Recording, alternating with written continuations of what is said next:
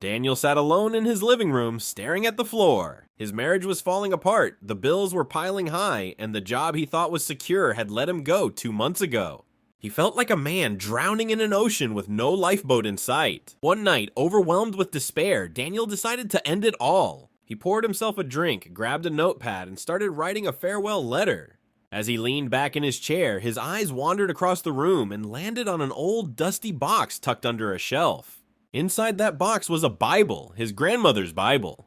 He hadn't touched it in years. In fact, the last time he saw it, he was just a teenager rolling his eyes as his grandmother said, "One day, you'll need these words." For some reason that night, Daniel pulled it out. The cover was worn, the pages yellowed. As he flipped through, a folded note slipped out. In his grandmother's handwriting, it read, "Daniel, whenever life feels impossible, read Psalm 103. His hands trembled as he turned to the page. The words stared back at him. "Bless the Lord, O my soul, and all that is within me, bless his holy name. Bless the Lord, O my soul, and forget not all his benefits, who forgiveth all thine iniquities, who healeth all thy diseases, who redeemeth thy life from destruction, who crowneth thee with loving kindness and tender mercies." Daniel read it again and again. Suddenly it felt as if light filled the room.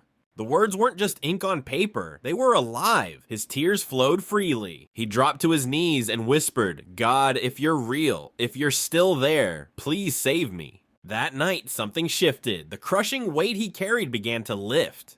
It didn't erase his problems instantly, but hope, real hope, was born in his heart. Over the next weeks, Daniel read that Bible daily.